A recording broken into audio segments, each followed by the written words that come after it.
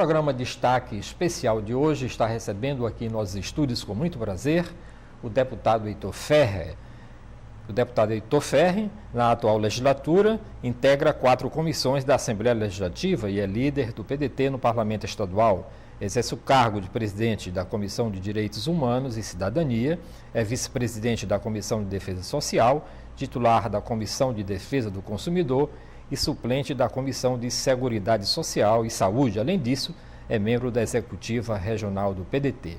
Nós vamos pedir um pequeno intervalo aqui no programa Destaque Especial. Em seguida, voltaremos para falar sobre o tema Vote em Mim, a construção do político brasileiro.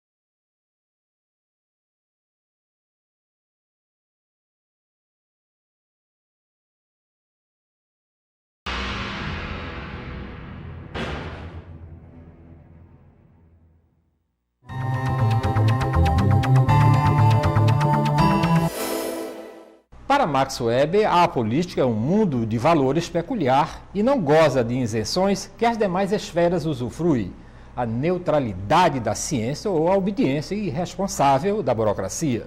O político não executa metas, o político toma as decisões. O político não analisa criticamente orientações de valor, o político produz juízo de valor. O político não discursa sobre a realidade, o político, ao falar, já atua sobre ela. Daí, advém a conclusão de que, mais do que em qualquer mundo de valor, na política é fundamental que o indivíduo abrace conscientemente a ética da responsabilidade como um valor. O cientista e o funcionário público podem desempenhar vários papéis, os quais eles buscam, conforme a situação, integrar, mas toda vez que aderirem e lutarem por outros valores culturais que não os pressupostos que fundamentam a própria existência de suas respectivas esferas, a ciência e a burocracia estarão na interface com a política, atuando como sujeitos políticos. Isso pode gerar impasses insolúveis se tal distinções de valores não forem compreendidas. Enquanto esferas de valores separadas, política, ciência e burocracia fazem demandas distintas sobre os sujeitos que nelas se inserem, produzindo vocações específicas. Com essas reflexões, o Weber conclui ser a demanda específica da política justamente o desenvolvimento da capacidade de ponderar, de manter certo equilíbrio entre paixão e perspectiva, entre o desejável e o possível. O verdadeiro político de vocação seria, portanto, o político responsável, aquele político capaz de sacrificar algumas de suas convicções, se assim o contexto exigir, mas que em determinado momento, no limite de seus princípios, pode vir a dizer: não posso fazer de outro modo, detenho-me aqui. Isso fala Weber em 1998, na página 122. Diante dessas reflexões, deputado, como se enquadra a construção do político brasileiro? Olha, bom, meu cordial abraço e obrigado pela deferência em ter me convidado para participar do seu programa. Eu, há alguns dias, fiz um pronunciamento na televisão Assembleia, estabelecendo que, assim como os franceses, os finlandeses, os suecos, herdaram dos seus antepassados a França de hoje, a Suécia de hoje, a Finlândia de hoje, a Inglaterra de hoje, nós, brasileiros, herdamos dos nossos antepassados o Brasil de hoje.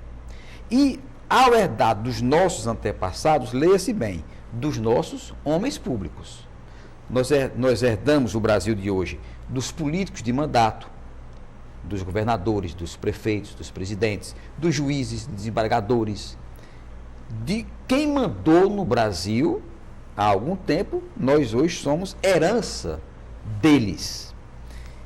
E bem diferente desses países que eu mencionei, nós temos um país extremamente desigual. É bem verdade que nós herdamos um Brasil como o quinto maior país em extensão de território, a quinta maior população do planeta e a oitava economia. Mas herdamos também um país desses políticos, desses homens que mandaram ao longo da nossa história. Herdamos um Brasil que é um país extremamente desigual socialmente, com bolsões de pobreza, com muita desigualdade social, que é diferente de pobreza, e um Brasil muito corrupto, de políticos que pensaram muito pouco nas gerações e pensaram muito nas suas eleições. Daí nós temos esse Brasil cheio de contraste. E quando você lê os livros, e você agora fez um comentário extraordinário sobre o mundo, sobre a política, nós somos produto dos nossos representantes. Nada que acontece na sua vida, de quem está nos gravando, de quem está nos filmando, nada acontece que não tenha passado pelas casas políticas. Ou passa pela Câmara de Vereadores, ou passa pela Assembleia Legislativa, ou pelo Congresso Nacional. Porque a lei brasileira, a Carta Maior da República, diz claramente que ninguém é obrigado a fazer ou deixar de fazer alguma coisa, senão em virtude de lei. Portanto, e quem faz a lei? O homem público. O homem público. Então, esse Brasil, que nós fazemos parte desse país, desse imenso país, extraordinário país, ele nada mais é do que um produto da nossa classe política. E, para ser bem verdade, tenho, por muitos desses nossos políticos, extremo desprezo, porque nos entregaram um país muito desigual, como é o Brasil. Basta ver que nós somos a oitava economia do planeta, nós somos a segunda maior potência em PIB das Américas, perdemos apenas para os Estados Unidos, e somos mais ricos do que o Canadá. Olhe bem, o Brasil é mais rico do que o Canadá. E eu vendo, e fiz um pronunciamento também nesse sentido lá na Assembleia, o que se mata hoje, por dia, no Ceará, é o que se mata por ano numa cidade como Ottawa ou como Toronto, né? Se mata o primeiro-ministro do Canadá em 2007, foi a público, no mês de outubro, pedir desculpas ao povo do Canadá pelo 7º homicídio do ano, mês de outubro. 7º homicídio do ano na capital do Canadá. Esse ano já morreram 43 aqui, se eu não me engano. Aqui no Ceará, nós estamos com uma média de finais de semana, 28, 30 assassinatos por final de semana. Ou seja, o que se mata no Canadá durante o ano todo, no Brasil se mata em 2 dias. É uma guerra aqui. Então é uma guerra, e aí esse país que vive em guerra plena, onde as pessoas são assassinadas como se tivessem numa selva pela sobrevivência, este é o Brasil que nós herdamos dos homens públicos eleitos pelo cidadão. Porque as pessoas têm que entender, professor Jonas, que o homem público que detém mandato, ele tem a sua carteira de trabalho assinada pelo eleitor. E o eleitor tem que ter consciência disso.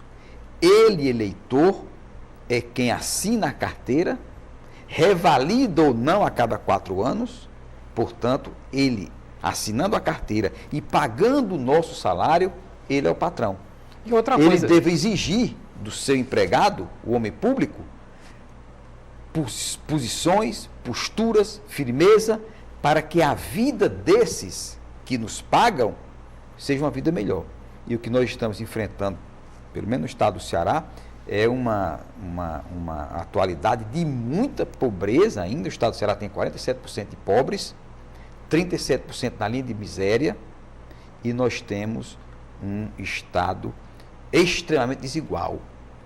O mapa da pobreza agora estabelece que Fortaleza é a 3ª pior cidade do Brasil em desigualdade social e está entre as 20 do mundo.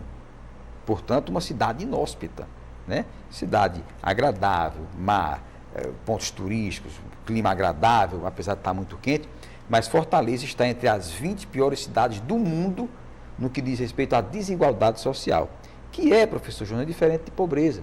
Você pode ter pobreza com igualdade social, ou seja, uma pobreza digna, onde você tem, dentro da pobreza, você tem escola funcionando bem, você tem postos lhe atendendo, você tem hospitais tendo reserva de vagas, você tem água potável, você tem esgotamento sanitário. Esta é a pobreza digna, que você, mesmo pobre, tem os serviços.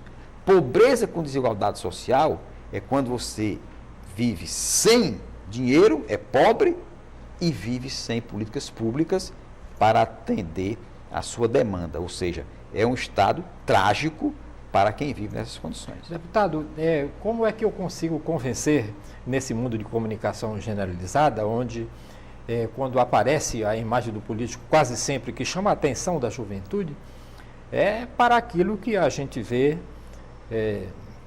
muito desagradavelmente, né? Como é que eu vou convencer como é que eu vou construir em um menino, um político, na acepção da palavra? Nós não vamos ter nunca isso, nós não vamos... Porque o presidente Lula disse certa vez que tinha, parece que era 300 picaretas no Congresso Nacional. No Congresso, né? Mas de repente... E que depois se aliou a esses picaretas também, né? Porque, de certa forma, esses picaretas, que é uma coisa quase que constante, permanente, na visão de quem assim estabelece como verdade, mas aí o presidente hoje vive a precisar desses picaretas para apoiar as suas políticas públicas. Pois é, deputado, eu não consigo entender, por mais que eu estude, por mais que eu queira, eu assisto muito debates, tanto na Câmara como na Assembleia, no Senado, eu fico admirado, e como tem poucas vozes discordantes. No parlamento não é o lugar para você trocar ideias, para você debater, para você ser discordante. Como é que, de repente, uma massa uniforme, né, e caminham pelo mesmo rumo, mesmo pensamento, né? Rapaz, é tudo igual. Aí, professor, eu tenho uma tese, e eu não sou Montesquieu para fazer a separação de poderes como ele fez, não tenho conhecimento como ele tinha, filósofo, mas Montesquieu, quando fez a separação dos poderes, ele estabeleceu isso teoricamente, só depois de mais de 100 anos é que os países vieram adotar os 3 poderes, executivo, legislativo e judiciário, como Estado constitucional. E eu tenho uma tese que espero que ao longo dos anos isso vá se aprimorando e isso seja estabelecido em leis, que fique bem determinado legalmente. O parlamento, as casas legislativas, assim como o executivo, o judiciário, que na Constituição é estabelecido que são poderes autônomos e independentes, o parlamento, que tem a função de legislar e de fiscalizar os atos do executivo, ele deva ser isento, completamente isento, com relação aos outros poderes, para poder estabelecer o seu papel. Com isenção, tomar firmes posições. O parlamentar, ou o parlamento, de modo generalizado, o parlamento ele não pode ser apaixonado pelo executivo e nem pode ser odiento. Porque o apaixonado não vê defeito. E o odiento vê defeito em tudo. Então, o parlamento, que é a representação de todos os segmentos da sociedade, ele deva ser completamente isento para ajudar na governança e estabelecer na voz de cada um daqueles que representam a sociedade, estabelecer junto ao executivo o que o executivo deva fazer para fazer um bom governo. É o que você comentou. O político, ele não tem metas. Ele estabelece já, em definitivo, as suas políticas públicas. Ele já está fazendo metas. Ele não estabelece metas. No momento em que ele executa, ele já está executando suas metas. Com certeza. Então, o parlamento, na minha concepção, ele não deve existir dentro do parlamento partidos políticos de apoio ao governo, deputados de situação, deputados de oposição. Porque há de se imaginar que o deputado de situação, por ser de situação, tem que defender tudo que o governo quer. Porque quem manda é quem tem o dinheiro. Deputado e oposição, tudo contra aquilo que o governo quer. E não pode ser assim. E quem manda é quem tem o dinheiro. Normalmente, aí vem o executivo brasileiro com o legislativo brasileiro. É praxe, é histórico e é fato que os nossos parlamentos, todos os nossos parlamentos, eles se quedam diante da força do executivo. E qual é a força do executivo? Cargos, obras, prestígio. E o parlamentar jamais poderia se entregar ao executivo, já que ele é um poder autônomo e independente, se entregar ao executivo para ter cargos, prestígio, em troca de um apoio incondicional. Os parlamentos brasileiros, eles dão apoio incondicional ao executivo. Daí o nosso desastre, né? O professor Jonas se lembra, por exemplo, do plano Collor, o confisco de algo que é intocável, que é a economia popular. E o Collor de Mello, pela mídia que estava ao seu lado, teve a ousadia criminosa de tomar de todos os brasileiros os seus recursos, as suas economias. E dando informações privilegiadas aos que detinham o poder, claro, para tirar os seus dinheiros e fazer dele o que quem bem quisesse. E enquanto aqueles que não tinham essas informações privilegiadas perderam suas economias, porque eu sou um exemplo de que tinha numa poupança, era médico e continuo sendo médico, tinha numa poupança dinheiro para comprar um apartamento.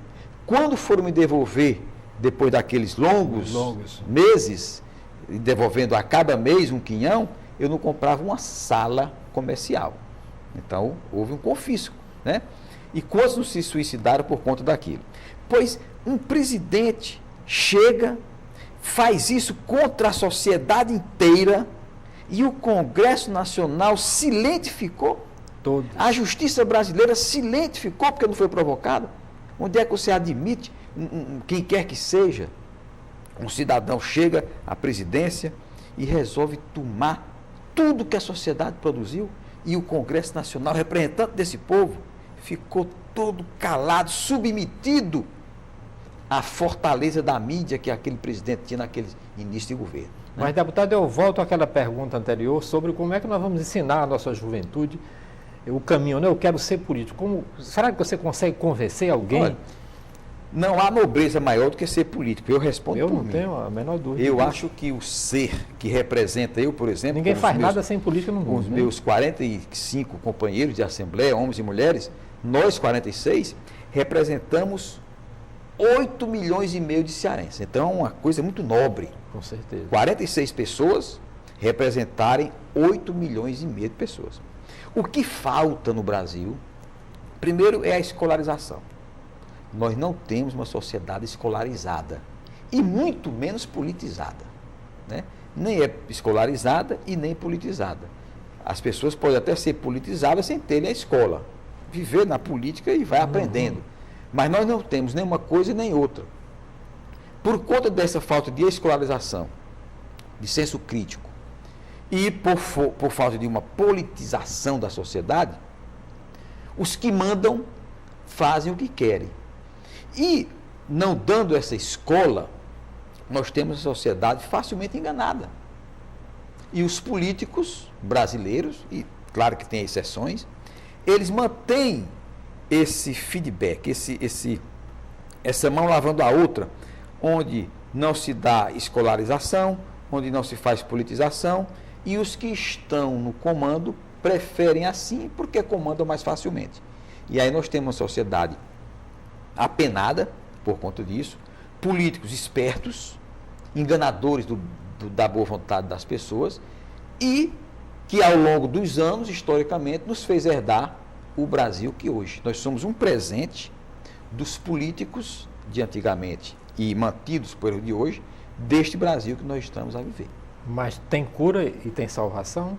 Eu digo sempre que esse exercício dessa esperança de nós termos uma 8ª economia do planeta como um país do futuro está muito demorado. Nós queremos um Brasil, o país do presente, que possa dar aos que vivem no Brasil de hoje uma qualidade de vida digna. E o Brasil não poderia negar isso, porque é a 8ª economia do planeta, né? Mas é um dos países que socialmente é um dos mais desiguais. Fruto de quê? Das políticas públicas. Fruto de quê? Dos executivos, que são mantidos, apoiados pelas casas legislativas. Porque a governança deva ser dada, essa governança, através do apoio dentro dos parlamentos, mas cobrando do executivo resultados para grandes mudanças, para que as pessoas não tenham vergonha de, às vezes, aparecer em praça pública, vergonha de dizer que é vereador, de que é deputado, de que é governador. E até acho, professor Jonas, que os nossos governantes, pelos últimos dados que nós temos do Brasil com relação ao mapa da pobreza e da violência, os nossos governantes não poderiam visitar outros países por terem vergonha de como representantes desse Brasil, 8ª economia do planeta, ter um país tão desigual socialmente. Os nossos governantes, na sua grande maioria, deveriam ter vergonha de chegar lá fora e dizer: eu sou gestor brasileiro, eu dirijo um estado brasileiro, eu dirijo uma cidade brasileira, porque é vergonhoso você dirigir a 8ª economia do planeta diante de índices de qualidade de vida comparável aos países mais pobres da África. Deputado, a impressão que dá é que o senhor é o único deputado da Assembleia Legislativa que faz a oposição ao governo. Isso é verdade? Olha, nós temos lá deputados que questionam. É claro que eu questiono com mais vigor. O Adair Barreto também faz grandes questionamentos. Que era líder do governo passado. Líder do governo anterior.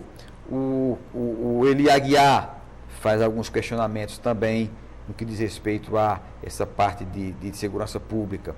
O Cirilo Pimenta já faz um discurso cobrando do governo também, faz críticas ao atual governo. O Vasques Landim. Mas, de princípio, nós estamos no final do governo Cid já, vamos ter eleições em outubro, estamos no mês de abril. No começo, professor Jonas, só tínhamos eu e o deputado Adair Barreto. Todos os demais deputados fazem parte da base do governo. Daí, a história de fazer parte da base, de apoiar de maneira incondicional, às vezes o parlamento fica mais real do que o rei.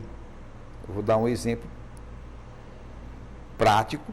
A época que o governador do estado viajou fretando uma aeronave para, em período de carnaval no Brasil, na minha concepção, eu digo isso sem nenhum temor, fazer turismo na Europa através de uma aeronave contratada com dinheiro público por quase R$400 mil, todos os deputados da base vinham contra o meu discurso, onde eu fiz questionamentos pelo fato do governador alugar uma aeronave com dinheiro público e levar na aeronave sua sogra, juntamente com mulheres de secretários, porque a aeronave seria do Estado e não caberia levar ninguém que não fosse do staff governamental.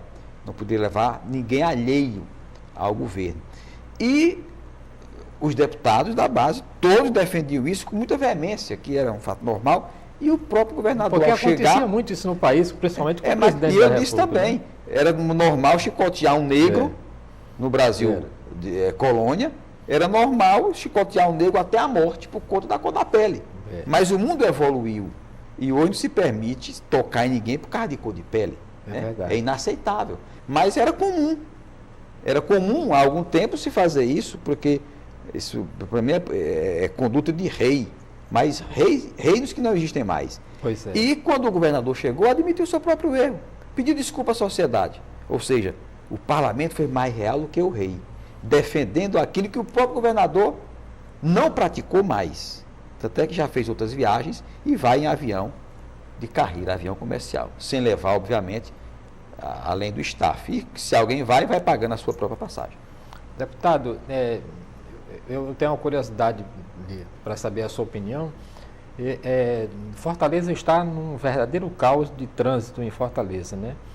O senhor acredita que com a proximidade da Copa, com o tempo que nós temos, tão pouco, nós vamos resolver esse problema gravíssimo de trânsito aqui em Fortaleza. Professor, é outro grave problema dos nossos gestores.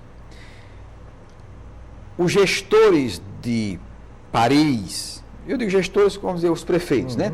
Paris, Madrid, Lisboa, eles nunca administraram suas cidades pensando em brasileiro, ou americano, ou escocês, não.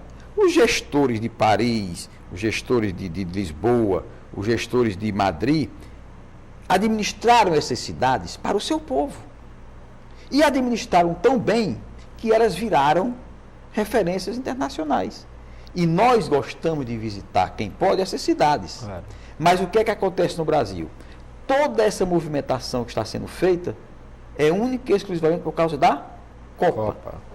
Será que nós, que pagamos os impostos, que nos sacrificamos para pagar imposto de toda qualidade e taxas, não tínhamos direito a ter um estádio digno de receber nós cearenses? O estádio foi feito com dinheiro público, dinheiro suado do povo do Ceará, mas o estádio não presta para a FIFA. E presta para nós. Se não fosse a FIFA, a Copa, o Castelão jamais passaria por uma reforma. Estaria muito bem para o povo do Ceará, mas não está bem para o povo da França, para o torcedor inglês, para o torcedor espanhol. Ou seja, nós nos construímos mal para nós. No momento em que é requisitado que a FIFA venha inspecionar os nossos estádios, aí o próprio governo diz, nós temos que fazer reforma, porque esse estádio, que é bom para o brasileiro, que é bom para o cearense, não presta para o espanhol, não presta para o inglês. Daí a FIFA dizer, ou reforma todos os estádios para dar conforto ao torcedor, e aí ele não vai dizer se é brasileiro ou é escocês, mas o padrão é europeu, reforma os estádios, porque se não reformar não tem Copa. Ou seja, nós fizemos um Brasil mal feito para nós. E, obviamente, é mal feito por de fora. O que nós temos de muito bem feito é a própria natureza. Mas o que foi construído por nós, foi construído de maneira com muita má vontade.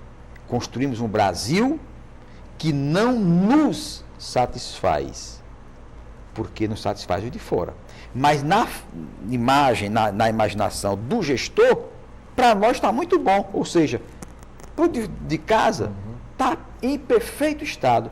Quando chega uma inspeção da FIFA, reprova todos.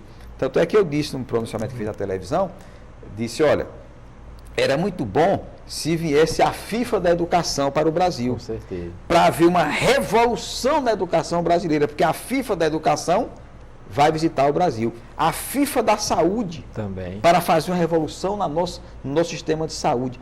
Porque bastou a FIFA vir para cá para escolher o Brasil como sede da Copa, vai haver uma reforma geral em todos os estádios.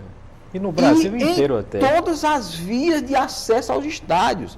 Só na Washington Soares, graças a Deus, a FIFA veio para isto, vai haver 6 túneis. A informação de jornais é de que a intervenção governamental, não da prefeitura, mas do governo do estado, é que naquela área da Washington Soares, vamos ter túneis para desafogar o trânsito para a Copa, né? O que vai nos dar acesso ao Castelão, idem. Ou seja, foi preciso que a FIFA viesse aqui, dissesse que a Copa vai ser no Brasil, para que nossos gestores se direcionem no sentido de nos dar conforto, não pensando em nós, mas pensando nos estrangeiros que vão nos visitar. Okay. Isso é muito triste. Ok, deputado. O senhor tem 1 minuto para as considerações finais, que o nosso tempo aí está chegando. Bom, eu agradeço e peço o que você me perguntou, que as futuras gerações possam ter um Ceará melhor, uma Fortaleza melhor, um Brasil melhor, mas esse melhor do amanhã depende da cobrança do hoje, né? É como eu vi, por exemplo, a passeata pela paz. Eu digo, olha, é muito bom a passeata pela paz, mas paz de quem? Nossa, e a paz dos outros. Vamos fazer passeatas com o mesmo vigor por uma escola pública de qualidade, por hospitais que funcionem, por uma política de moradia. Ou seja, vamos exigir dos nossos governantes políticas públicas para que a gente possa ter paz. Nós e os que vivem no nosso entorno. Portanto, o Brasil é um grande país e nós queremos que as futuras gerações possam ter um Brasil melhor do que o que nós herdamos na nossa atualidade. Ok, agradeço muitíssimo a presença do senhor aqui no programa Destaque, que volta na próxima semana com outro destaque aqui pela FGF TV, o seu canal universitário de Fortaleza. Muitíssimo obrigado pela sua audiência.